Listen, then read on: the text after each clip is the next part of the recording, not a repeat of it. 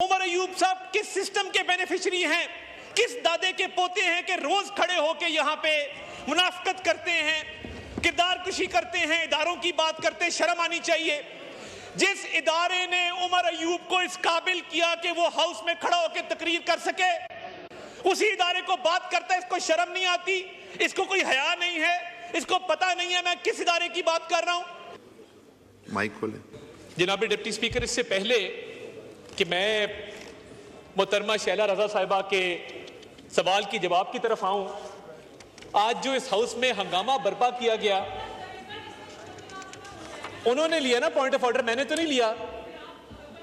आप स्पीकर को एड्रेस करें, आप मेहरबानी करें। इस तरह नहीं चलेगा हाउस जिस तरह आप लोग चाहते हैं। मैं जनाब डिप्टी स्पीकर पहले जवाब दूंगा, उसके बाद सवाल का जवाब दूंगा। ऐसे नहीं होगा कि एक शख्स यहां से फर्दे वाहिद उठे और पूरे हाउस को डिक्टेट करे कि हाउस किस तरह चलना है। इस तरह हाउस नहीं चलेगा। जनाब स्पीकर, नो क्रॉस टॉक। जनाब स्पीकर, उठा रहा है जो फितने मेरी जमीनों में, उठा रहा है जो फितने मेरी जमीनों में, तीनों में वो सांप हमने ही पाला है आस्तीनों में।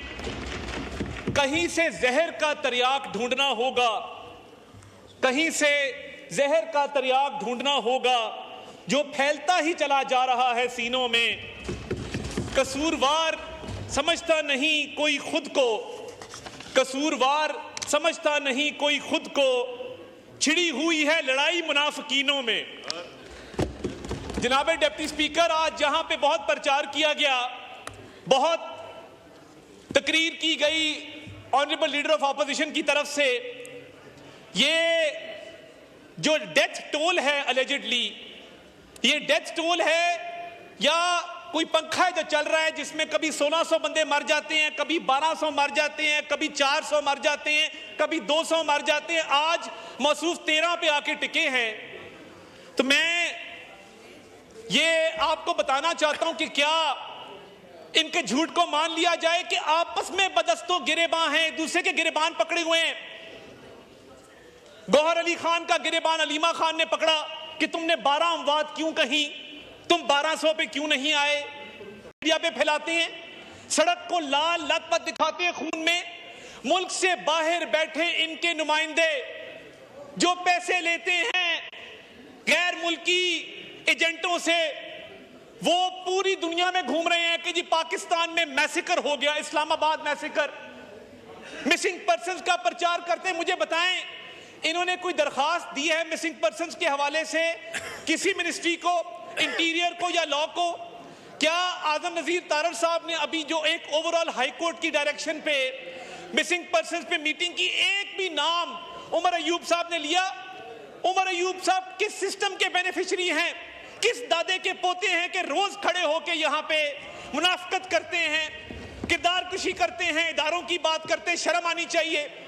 जिस इदारे ने उमर अयूब को इस काबिल किया कि वो हाउस में खड़ा होकर तकरीर कर सके, उसी इदारे को बात करता है। इसको शर्म नहीं आती, इसको कोई हया नहीं है, इसको पता नहीं है मैं किस इदारे की बात कर रहा हूं। जनाब स्पीकर, आज जो केपी के हालात हैं, आज जो केपी के हालात हैं, मुझे बताइए कुरम में लाशें क्यों गिरी, कुरम का अमन किसने खराब किया? ये इस्लामाबाद पे धावा बोल रहे थे जब कुरम में लाशें बिछी थी। इनके दौर में ये तो झूठा मुनाफकत पे मबनी बयानियां है जिसके जवाब में कभी लाशों का नंबर 1200 कभी 12 है। क्या साहिवाल में जिन बच्चों के सामने उनके वालिदैन को गोलियां मारी गई थी बानी चेयरमैन पीटीआई के दौर में, उनको ताजियत करने के लिए 8 क्लब रोड लाहौर में बुलाया गया, वजीर आला सेक्रेटेरिएट में दुआ की गई उन बच्चों से जिनके वालिदैन के सीनों में गोलियां मार के उन्होंने उनको शहीद किया था। क्या आज तक टीएलपी से हमारा सियासी इख्तिलाफ सही, जो टीएलपी के लोगों पर लाहौर में सरेआम गोलियां चलाई गई, उनके 25 बंदों को मारा गया, क्या इन्होंने कभी उस पर बात की? क्या मुल्तान के कासिम बाग के जलसे में भगदड़ मचने से जो 25 लोग इनके अपने शहीद हुए, बानी चेयरमैन पीटीआई तकरीर फरमा रहे थे और सामने लाशें पड़ी थी, क्या उनसे ताजियत की? आज इनको लाशें नजर आ रही है, मैसेकर नजर आ रहा है। बैठे हैं कासिम गिलानी साहब, पूछिए आप इनसे क्या मुल्तान में भगदड़ मचने से लाशें नहीं गिरी थी? ये बात करते हैं यहां पे आके। और जो मुल्क से बाहर भी कैंपेन चल रही है, उसकी फंडिंग कहां से हो रही है? मुल्क के खिलाफ, रियासत के खिलाफ, इदारों के खिलाफ।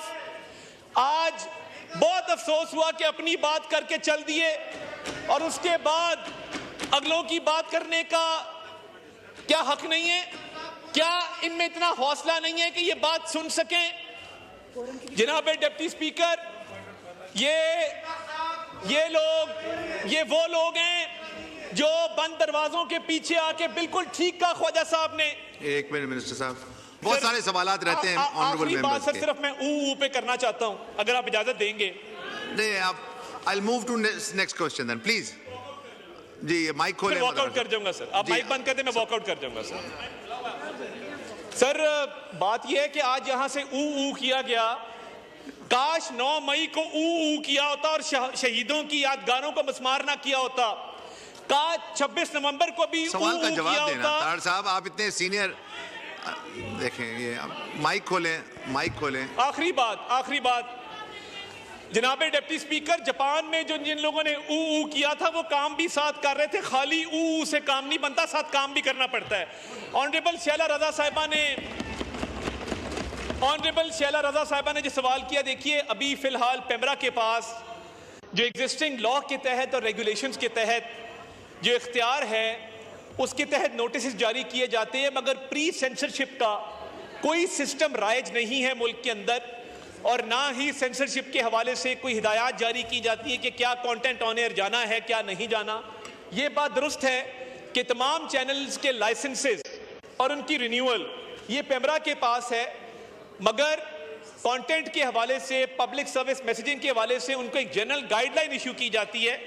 सेंसरशिप के हवाले से फिलहाल कोई ऐसी ना किसी पे कोई सेंसरशिप लगाई गई है, ना किसी को पाबंद किया गया है। वक्तन फवक्तन चैनल्स को ये जरूर कहा जाता है कि जो कोड ऑफ कॉन्डक्ट है उसके साथ एडहियर करें, और कोई ऐसी चीज जो मुल्क की सेफ्टी के साथ प्रेजुडिशियल हो या it causes prejudice to the system of the country, उसको ना चलाया जाए। मगर कोई इस पे तादीबी कार्रवाई फिलहाल नहीं की गई। जी बहुत शुक्रिया।